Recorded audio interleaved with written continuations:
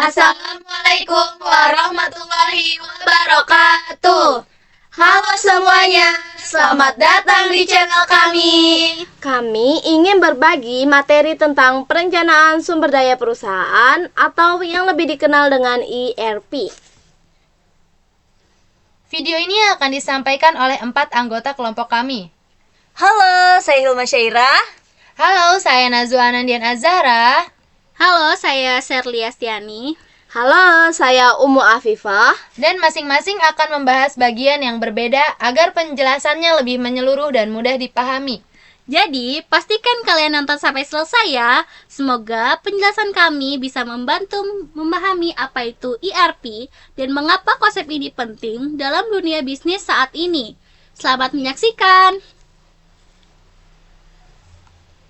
Materi presentasi yang akan kami bahas yaitu definisi dan jenis dari ERP, mengapa penting dan tujuan ERP, ruang lingkup sistem ERP, tahapan implementasi ERP, dampak ERP terhadap manajemen dan tata kelola TI, dan yang terakhir contoh serta kesimpulan. Definisi dari Enterprise Resource Planning atau ERP adalah sebuah sistem informasi terpadu yang dirancang untuk mengelola, mengordinasikan, dan mengintegrasikan seluruh aktivitas operasional perusahaan ke dalam satu platform yang terhubung.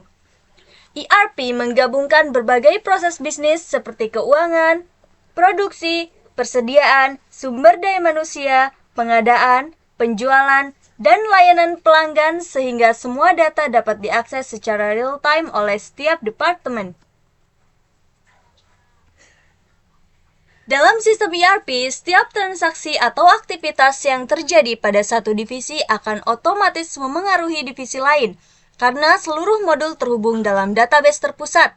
Hal ini menghilangkan penggunaan sistem terpisah, meminimalkan kesalahan manual, mempercepat arus informasi, serta meningkatkan efisiensi dan akurasi pengambilan keputusan. Dengan demikian, ERP tidak hanya berfungsi sebagai alat pencatat transaksi, tetapi juga sebagai platform strategis yang membantu perusahaan mengoptimalkan proses bisnis, meningkatkan produktivitas, dan mendukung pertumbuhan jangka panjang. Pembahasan selanjutnya yaitu jenis-jenis dari ERP.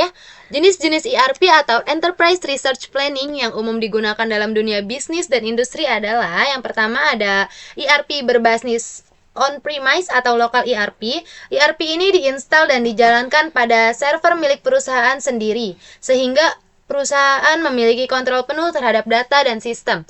Namun memerlukan tim IT internal untuk maintenance dan biaya awal tinggi karena pembelian server dan lisensi. Yang kedua yaitu ERP berbasis cloud atau cloud ERP.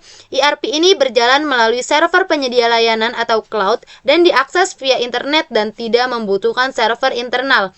Menawarkan biaya awal yang lebih rendah, akses fleksibel dari mana saja, serta update otomatis, tetapi sangat bergantung pada koneksi internet. Dan yang terakhir ada hybrid ERP, kombinasi antara on-premise dan cloud, memungkinkan perusahaan menggabungkan sistem lama dengan teknologi baru, namun membutuhkan integrasi yang lebih kompleks. Selanjutnya ada pembahasan mengapa penting ERP dan tujuan dari ERP. Perusahaan membutuhkan ERP karena sistem ini mampu mengintegrasikan seluruh proses bisnis ke dalam satu platform terpadu. ERP membantu perusahaan mengatasi masalah tersebut dengan menyediakan data real-time, mengurangi kesalahan input manual, mempercepat alur kerja, serta meningkatkan efisiensi operasional. Dan untuk memastikan implementasi sistem berjalan terstruktur dan sesuai kebutuhan perusahaan, ada beberapa tujuan. Yang pertama, mengidentifikasi kebutuhan fungsional dan non-fungsional. Yang kedua, menyusun anggaran, timeline, dan sumber daya yang diperlukan. Dan yang terakhir, mengurangi risiko kegagalan implementasi dengan memastikan seluruh pihak siap menjalankan perubahan. Materi berikutnya yaitu ruang lingkup sistem ERP. Ada beberapa ruang lingkup sistem ERP. Yang pertama ada keuangan atau finance and accounting, yaitu mengelola transaksi keuangan, laporan akuntansi, anggaran, pembayaran, dan penagihan secara otomatis dan terpusat. Berikutnya ada sumber daya manusia atau human resource, yaitu mencakup pengelolaan data karyawan, absensi, penggajian, rekrutmen, hingga penilaian kinerja. Berikutnya ada manajemen persediaan atau inventory management, yaitu mengatur stok barang, mencatat keluar dan masuknya barang, memantau gudang, dan perhitungan kebutuhan persediaan. Berikutnya ada produksi dan manufaktur, yaitu menangani perencanaan produksi, penjadwalan kebutuhan material, serta pengendalian kualitas produk. Dan yang terakhir, penjualan dan pelayanan pelanggan, yaitu mengelola order penjualan, proses pengiriman, faktur, dan layanan pelanggan, serta mendukung integrasi CRM. Selanjutnya masuk ke tahapan implementasi ERP. Yang pertama, analisis dan pemetaan proses bisnis. Kita mengidentifikasi kebutuhan perusahaan, mempelajari alur kerja yang sudah berjalan, dan menentukan proses mana yang harus diperbaiki atau diintegrasikan. Yang kedua, desain sistem dan penentuan modul, yaitu menyusun rancangan sistem ERP, memilih modul yang relevan, menentukan alur data, serta menyesuaikan konfigurasi sesuai kebutuhan bisnis. Yang ketiga, migrasi data. Memindahkan data dari sistem lama ke ERP baru, termasuk pembersihan data, agar data yang masuk akurat dan tidak duplikat. Yang keempat, pengujian sistem atau User Acceptance Test.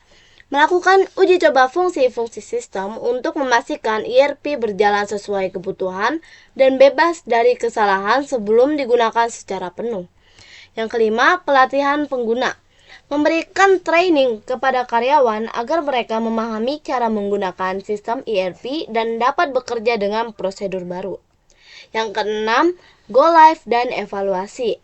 ERP resmi digunakan dalam operasional perusahaan. Kemudian dilakukan evaluasi untuk memperbaiki bug, menyesuaikan kebutuhan, dan menstabilkan sistem. Materi berikutnya yaitu dampak ERP terhadap manajemen dan tata kelola TI. ERP mendukung tata kelola TI dan tata kelola perusahaan karena menyediakan mekanisme kontrol internal seperti hak akses berbasis peran, pemisahan tugas, dan jejak audit atas setiap transaksi. Hal ini memudahkan audit keuangan maupun audit sistem informasi, serta membantu perusahaan mematuhi regulasi dan standar pelaporan yang berlaku. Selain itu, ERP meningkatkan transparansi proses bisnis, memastikan konsistensi data di seluruh departemen, dan mempercepat pendeteksian serta penanganan resiko operasional. Dengan proses yang lebih terstruktur, perusahaan dapat menjalankan pengawasan yang lebih efektif, meningkatkan akuntabilitas, serta mengoptimalkan pengelolaan sumber daya TI maupun sumber daya perusahaan secara keseluruhan. Selanjutnya kita masuk ke contoh alur proses ERP pada ODO, Order to Delivery. Yang pertama, pelanggan melakukan pemesanan pada sales order. Selanjutnya, sistem mengecek ketersediaan stok. Jika stok tersedia, sistem membuat delivery order. Selanjutnya, barang dikirim ke pelanggan dan status order diperbarui. Lalu, sistem menghasilkan invoice otomatis. Dan yang terakhir, pelanggan melakukan pembayaran.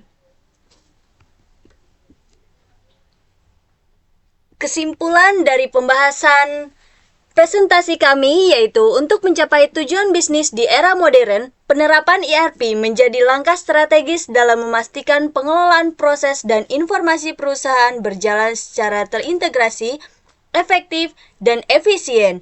ERP memungkinkan setiap divisi bekerja dalam satu sistem yang saling terhubung sehingga data lebih akurat, proses lebih cepat, dan koordinasi antar departemen menjadi lebih baik. Melalui penerapan ERP yang tepat, perusahaan dapat meningkatkan produktivitas, mengoptimalkan penggunaan sumber daya, serta memperbaiki kualitas layanan maupun produk yang dihasilkan. Dengan demikian, perusahaan mampu mempertahankan daya saing, mempercepat pengambilan keputusan, berbasis data, serta beradaptasi terhadap dinamika pasar dan kebutuhan pelanggan secara berkelanjutan. Dengan demikian pembahasan kita mengenai ERP, semoga informasi ini bermanfaat. Terima kasih sudah menonton dan sampai bertemu di konten selanjutnya. See you!